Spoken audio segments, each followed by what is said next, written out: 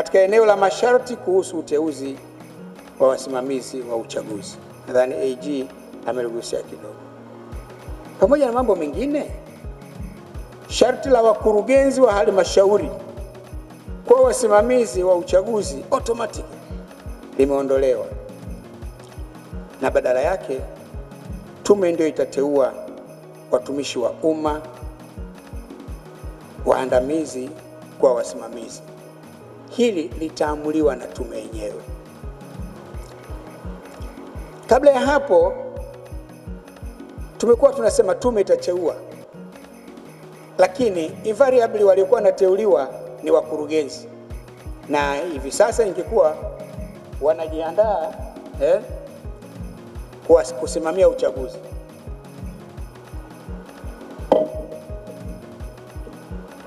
Na watu walikuwa wanasema mkurugenzi anaambiwa nikulipe mshahara alafu nishinde uchaguzi.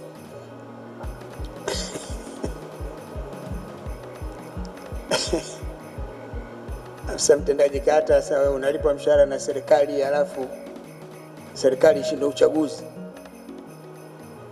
Kwa hiyo inaonekana kama ni kikwazo. Ni kikwazo, na kwa hiyo kunapotokea shaka kwamba mambo hayakwenda sawa, shaka ya kwanza inakuwa kwa huyo anayesimamia. Kwa kama mnaisema hii tume iwe huru, moja ya uhuru wa kuipa hii tume iwe huru kutafuta watu wake yenyewe, tasema na watu huyu. Kwa hiyo limeshughulikiwa. Aidha, kupitia marekebisho hayo pia sasa zimewekwa sifa za mtu anayeweza kuteuliwa kwa msimamizi wa uchaguzi au msimamizi msaidizi wa uchaguzi. Lakini nimekuwa nikifuatia kwa karibu mijadala mbalimbali inayoendelea ndani ya nchi yetu kupitia vyombo vya habari na mitandaoni. Kama mlivyogusia awali, bahati mbaya wakati mwingine kumekuwepo na upotoshaji unaofanywa makusudi kwa maslahi ya vikundi maalum. Hii imekuwa ikinifikirisha sana wakati mwingine na kuniacha na maswali mengi, wakati mwingine nakosa hata majibu.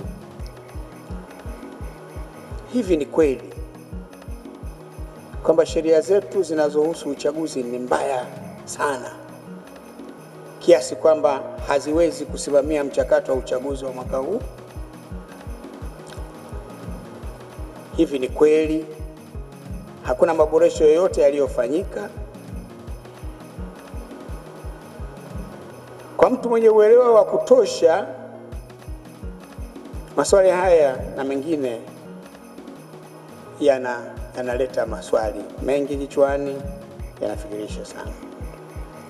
Ndugu washiriki, mchakato wa kuboresha sheria hizi limekuwa jambo endelevu katika awamu mbalimbali za uongozi wa nchi yetu tangu ilipoingia mfumo wa vyama vingi. Kumefanyika maboresho ya sheria zihusuzo uchaguzi.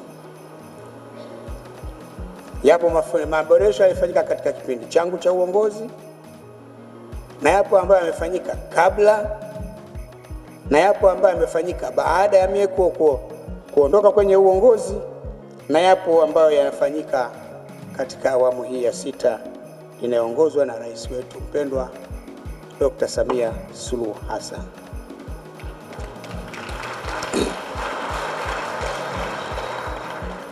Mimi nafahamu kwa maboresho kadhaa yalifanyika katika sheria zetu za uchaguzi, yaliyofanyika katika sheria zetu za uchaguzi yalikuwa yanatoa ufumbuzi kwa changamoto maalum zilizokuwepo wakati huo, lakini mengine yamekuwa kwa nia tu ya kuyafanya mambo yawe mazuri zaidi.